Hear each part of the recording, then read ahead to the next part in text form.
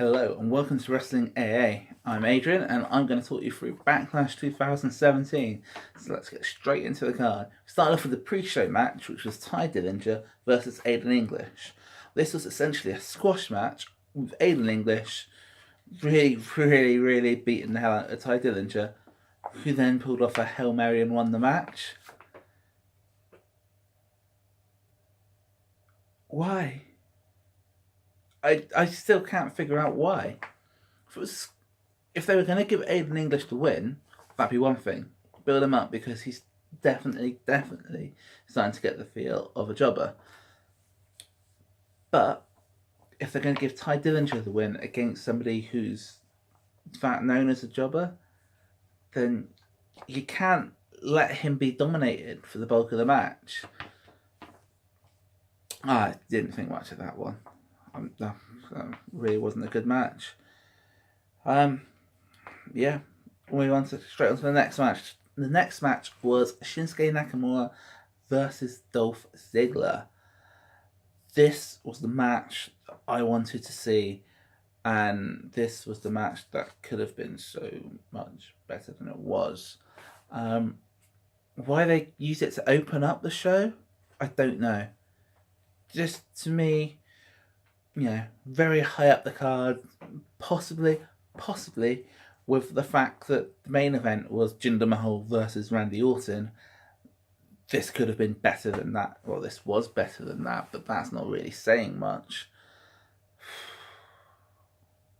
It was a fun night. Nakamura won the match. This could have been a really good match. These guys could have worked together so much better than they did, and I just don't think they were given the chance to do that. So I'm just going to jump straight on to the next match. The next match was the Usos versus Breezango. I don't know why I'm bothering today. Yeah. Breezango have been really impressing me recently, with the comedy and with their in-ring. But they just brought the comedy down into the ring, and it just didn't work for me. Really didn't. Usos picked up the win to retain in what was essentially a throwaway match. This could have been the match that really elevated Breezango, especially with the wins that they've been getting as of late on SmackDown Live on the TV. But no, it wasn't a good match. They were using their gimmick in the ring, the whole fashion files with Breeze going undercover, and it just didn't work for me. It really didn't. Next match, Sami Zayn versus Baron Corbin. This was a good match. I enjoyed this match. Yeah, I enjoyed it. This is, I would say there are probably 3 matches worth watching. And out of those 3, this was probably the only one that I thought lived up to the hype. That's not to say it was the best match. It wasn't. But I thought it lived up to what I was expecting from Sami versus Corbin. It was a good match. And they gave the win to Sami Zayn. Yes! Come on, Sami! That's what I want to see. Definitely.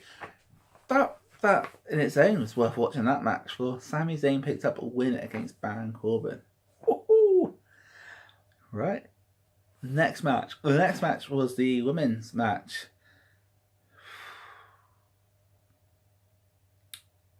Right. This is a match where I would say that the promo segments are definitely, at the moment, working better than an in-ring segment. And being a pay-per-view, this was about in-ring rather than promo, and it didn't live up. It really didn't. It ended up with Natalya making Becky Lynch tap out. Not a good match. Really not. Just gonna skip straight on. Next match, Kevin Owens versus AJ Styles. This to me match of the night. I didn't like the way that this match finished, but then it finished with AJ Styles being counted out of the ring, which, it is the first pay-per-view match of their feud, and it does actually make me really want to see them get back in the ring again. So yeah, this was a good match. Not great, not as great as it could be, but it was a damn good match. Match of the night, and definitely worth watching. The next one was Luke Harper versus Eric Rowan.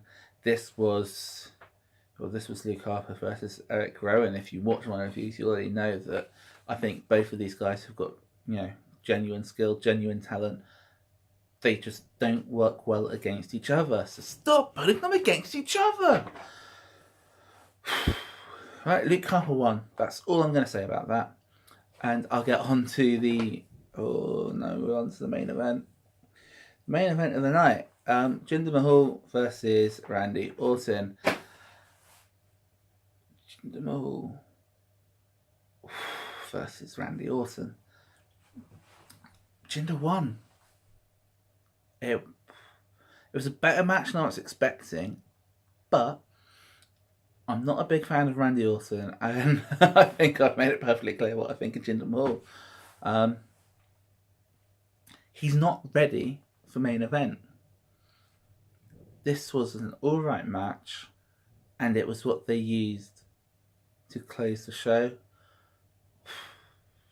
Just bad.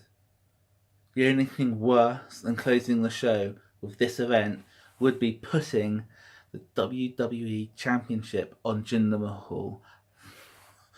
All I can say is, I'm so glad that they did. No way. They did do that. Yeah. Jinder Mahal is the champion. The guy's not ready. The guy, genuinely, I don't think should be champion. I know why they've done it, because, the internet's pretty rife with why they've done it. It's to try and capture the Indian market, but don't make him the champion. If they put him in main title contention, that would probably do enough, but giving him the championship, I don't think is a good idea at this point, and they've just done it. So now Jinder Mahal is actually the champion. Times like this to make me reminiscent of when you got such powerful people holding championship belts. Yeah. Bring back David Arquette. Come on! Bring back David Arquette. I'd rather him hold the belt than Jinder Mahal. Right. So overall, the pay-per-view. Pay-per-view. 3 matches worth watching. Only one that I feel was as good as it should have been. And that was the Sami Zayn Baron Corbin one. Shinsuke versus Dolph. There was 2 ways they could have gone with this. They could have gone for just blow the house down. Massively hyped up. Massive big event.